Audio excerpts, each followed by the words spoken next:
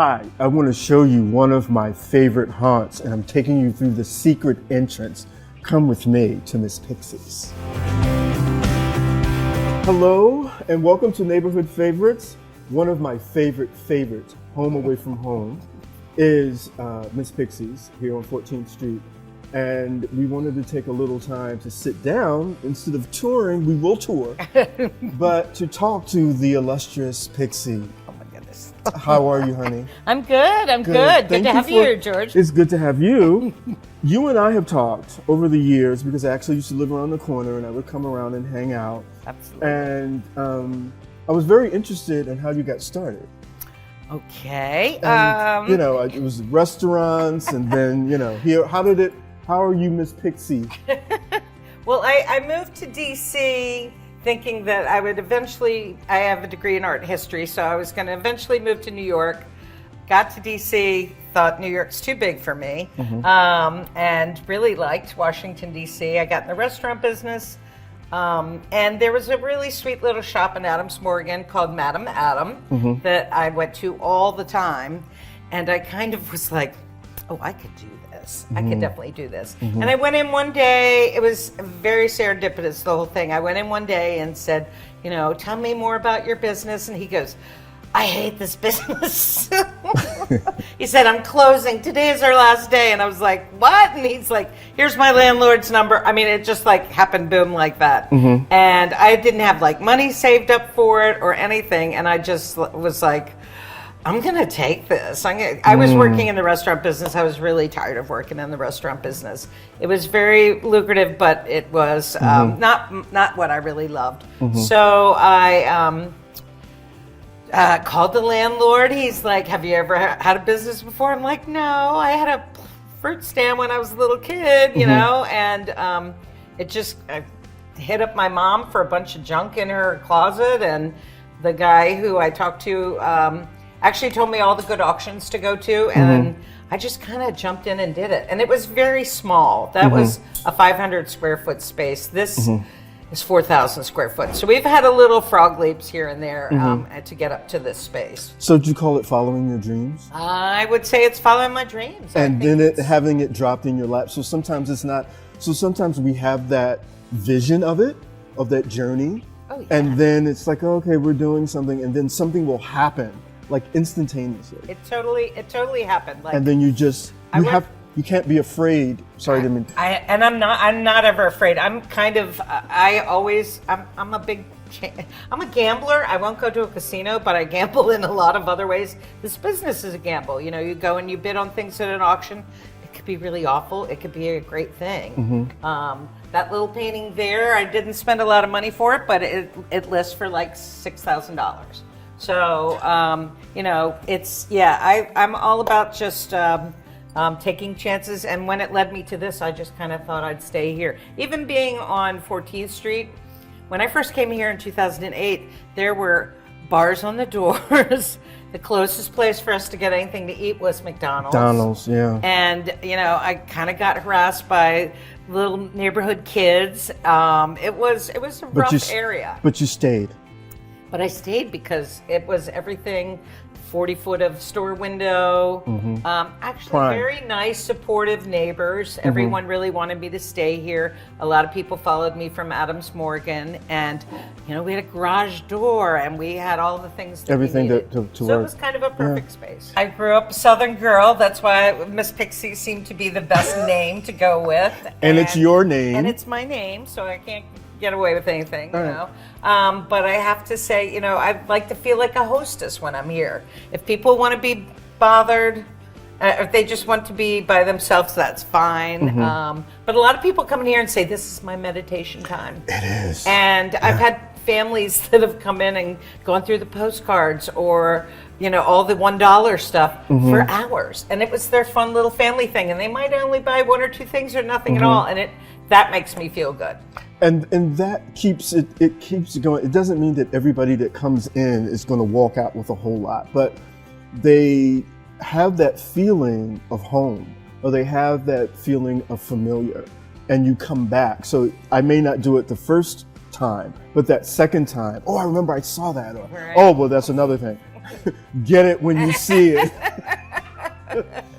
Get it when he who hesitates is lost at Miss Pixies. Get it when you see it, because there are many times, but luckily I live in the back and I could call Laura Jane, this is still it. She's like, okay, so they're circling it like buzzards. So do you really want it? And I would pay for it over the phone, but. Oh, we have a few little rules, but you can show that little sign. We can show the sign, but yeah. Yeah, it says, no need to haggle, we're already at our best price. Yeah, and get it when you see it. Right, because it'll be gone. It'll be gone. I don't think that retail's like that. I think we are getting back to that place where people are not going to like these institutions like malls, and that they do want that corner, that familiarity, and to be able to know the person who owns the business. And yeah, it is a good thing. How do you choose things that will sell? I actually have to keep up with the young folks and magazines and style. I have to keep my eye out for what's really going on. And luckily, my tastes change all the time. So I used to just buy what I like, and then when Granny Chic came in, I was like, oh, my grandmother had this, and it sells. It sells. So what can because I furnished my. And one of the reasons why the concept of this show, Neighborhood Favorites, was I moved back from New York and I didn't have a car. So then I thought, you don't drive from New York. And I didn't want to order and not really see it. And I didn't want to rent and have to drive around. You were here around the corner. Just around the corner. And I just, many of the pieces we hauled out of the back door. Right across the alley. Right through the alley and right in the place. But we're going to take a little walk, but I just want to thank you because this is not just a place to shop. This was a place that you could just come and just kind of hang out. I got to know all the people, and I would have some very, very stressful days. And I would come and I would just sit. And nobody bothered me. Nobody said, hey, get off of that. That's for sale. What are you doing? Can we help you? Get out of here. And it was very loving. And we've started a friendship. I've been to parties. Yeah, absolutely. So take us around really quick. Oh, sure. You remember those? Glenn makes those. Does he? I didn't know who made them. Oh, yeah. We sell lots of them. Oh, my God. He sells like hundreds of them at Christmas time. I think I'm going to give, because Shantice is my prudest friend, I'm going to give her that one. So, yeah. So, I was never into posters. I never thought about it. And I bought two, and I see this one because I'm a classic film buff. So I love these kinds of things, with, Virginia Vale, and right. These things are priceless. Yeah. And so tell us something about the art, because you're. Well, I love art. My home is Florida. George has been there. Floor to ceiling artwork. That's my true love. And finally, I've run out of space, so that keeps more in the store. Okay. But how do you choose? Well, people in DC, a lot of people, it's their first home, and they want like one big dramatic piece for their wall, or they want to do a gallery wall, or they need one mirror, or they need 20 mirrors. So I just do things that I think are really fun and exciting, and some things that are, sentimental. This is a clearing at Turkey Point, which is actually a local place in Maryland, I believe. Okay. So somebody's going to go, oh, that's it.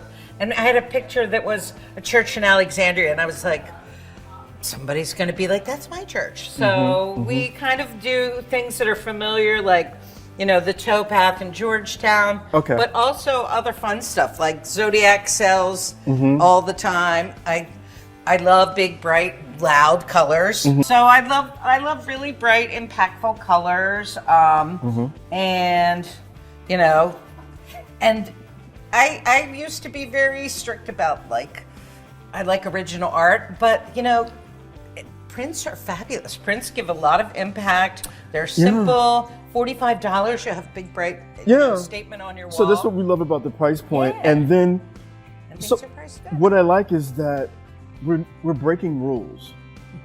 We're breaking rules. Like, in fashion, you were not allowed to wear white, you know, after Labor Day, you know, all this kind of stuff. And you do what you love. Exactly. You pick what you love.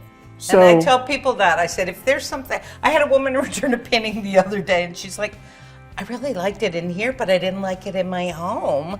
She said, and you know, she picked something else out, but I was like, you should surround yourself in your home by the things you love. And you don't have to be like, oh, my house is a 1920s house, so everything has to be 1920s. It's not necessary. do you like the word eclectic? I love the word eclectic. I live for the word eclectic, as you can see. As you can look at this. Right. Look at these. I mean, there's such a variety, like, but I would take them. Like, what I love is that when you come here, it's one of a kind or two of a kind.